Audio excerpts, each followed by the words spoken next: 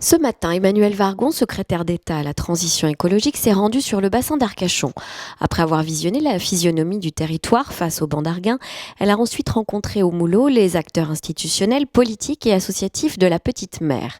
Au menu de cette rencontre, le devenir de la réserve du banc d'Arguin, objet de tant de convoitises et de querelles ces derniers mois. J'ai souhaité venir sur place au banc d'Arguin, dans le bassin d'Arcachon, parce que maintenant j'essaye de faire des déplacements en tant que secrétaire d'État plus longs. Donc je viens de passer 3 jours dans la région Nouvelle-Aquitaine et que tous les sujets de conflit d'usage, tous les sujets dans lesquels il faut trouver la bonne articulation entre la préservation de l'environnement et toutes les parties prenantes, en fait ça se discute localement avec les acteurs et c'est aussi important de voir. Donc je devais aller en bateau à côté du banc, ça n'a pas été possible parce que les conditions de mer n'étaient pas bonnes ce matin. Donc je suis juste allée voir le banc depuis la côte et après discuter avec les acteurs. Mais c'est pas la même chose d'en discuter à Paris ou d'en discuter sur place. Et d'ailleurs je crois qu'ils sont plutôt contents d'avoir quelqu'un qui se déplace, qui vient à leur rencontre. Or ce site est un grand site emblématique entre la dune du Pilat, le banc et le bassin d'Arcachon lui-même.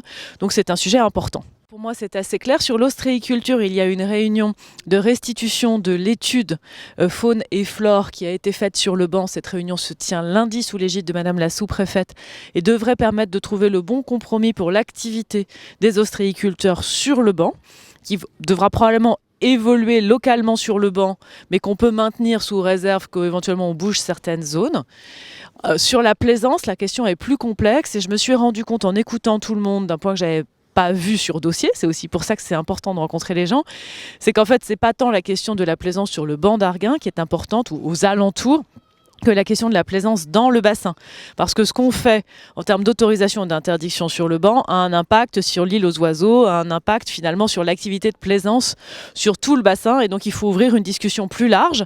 Et c'est ce que nous allons faire sous l'égide de Madame la Préfète et de Monsieur le Président du Parc marin. Madame Vargon est venue nous voir, donc quand je dis nous, entre autres la CEBA, la coordination environnement du bassin d'Arcachon, que je représentais aujourd'hui.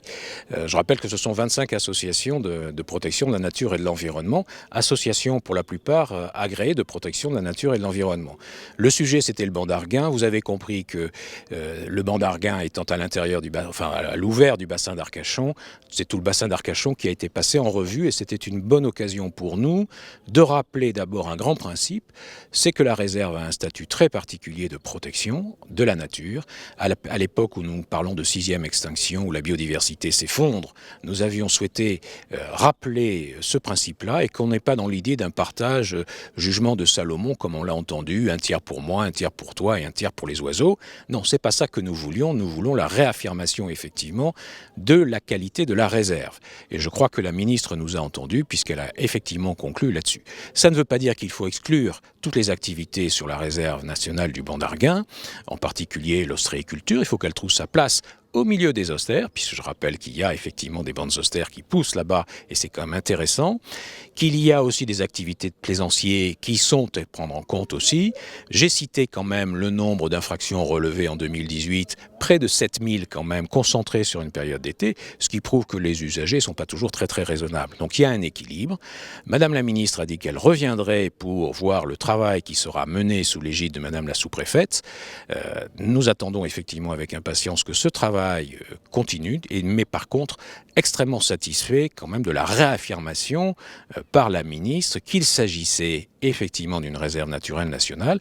Elle a d'ailleurs rappelé quels étaient les enjeux de protection au niveau national.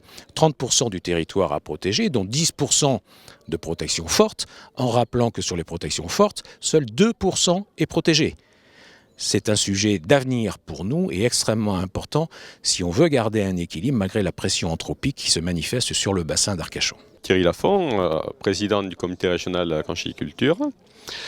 Donc nous venons d'avoir une entrevue assez constructive avec Madame la ministre sur le banc d'Arguin. Elle a exprimé la quête de compromis, le respect de la présence de tous les acteurs. Mais avant tout, le respect de ce qui est moteur ici, c'est la nature. La nature qui, malheureusement, dans le bassin, est inéquitablement généreuse. Et la sensibilité de l'intrabassin, excessivement sensible au bassin versant et aux activités humaines qui se déroulent autour, sa fragilité nous a amenés à exploiter sur le banc d'Arguin endroit où il faut le rappeler, sans trivialité, mais la Dame Nature tire à la chasse 2 fois par jour. On a donc une qualité d'eau renouvelée constamment.